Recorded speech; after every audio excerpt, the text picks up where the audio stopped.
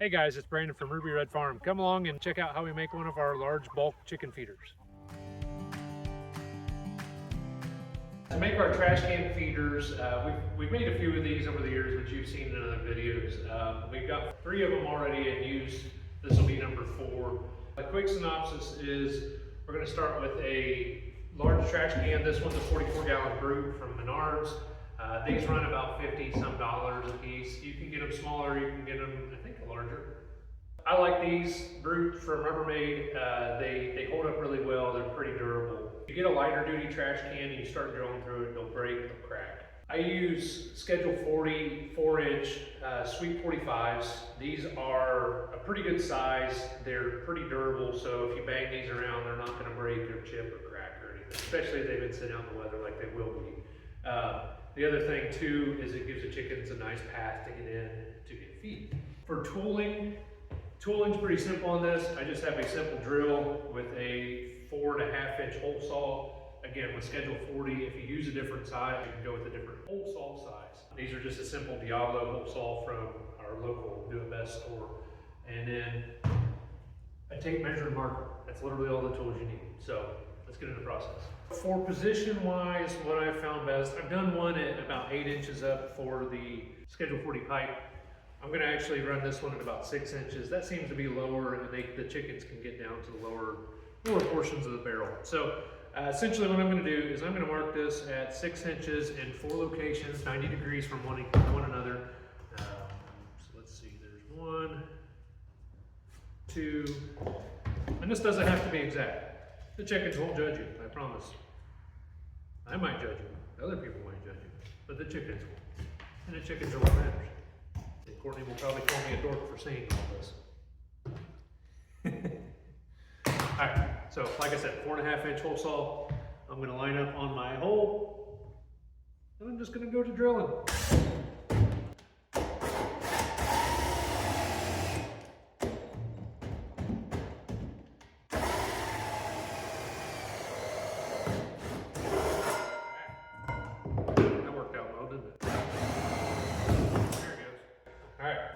So I run that in reverse. This plastic grabs pretty good.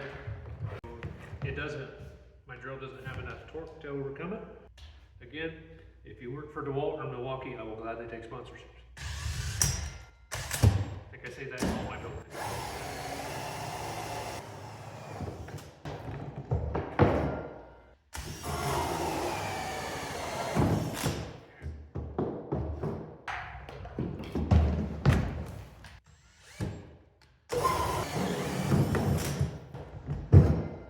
Okay, so now that is all done, I will literally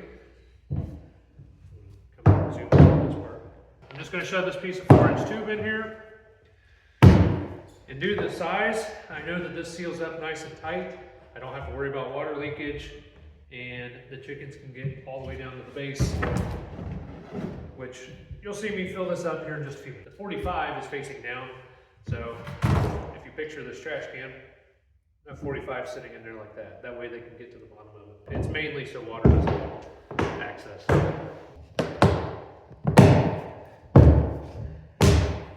So, like I said, all these 45s are pointing down to the bottom. And I'll show you that from the top side here in just a second.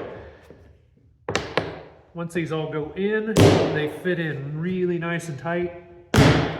Again, this is why I don't like using the cheap trash cans, because they will crack as soon as I start putting that pressure to it. But if you look, you have a really nice tight seal around these fittings, or couplings. And then if you look down inside, they have a nice easy access.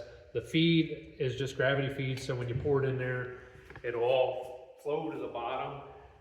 And then there's very, very minimal waste as far as in the barrel. I haven't had really any water issues with water getting in here when it rains, other than if it's blowing sideways, it's gonna get in. So that's pretty much it. The chickens do waste a little bit of feed. It's not too big of a deal because then the littler birds can get in and forage and pick at that. So the next step, we're gonna take this outside, we're gonna load it up with feed. You'll get to see how it works, and you'll get to see some happy chickens.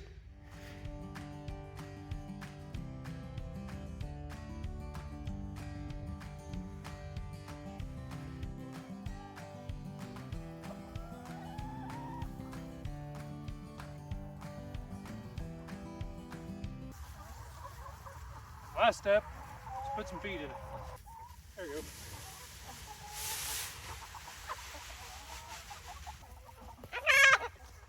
Excuse you. All right. So that's it. That's how we make our bulk chicken feeders. You know, this can vary from size from large like this all the way to a smaller can depending on the size of your flock. If you like this content, you like what we've done here, please like and subscribe. Feel free to leave a comment, question, anything in there. We'll be happy to help. This is Brandon from Ruby Red Farm. We'll catch you next time.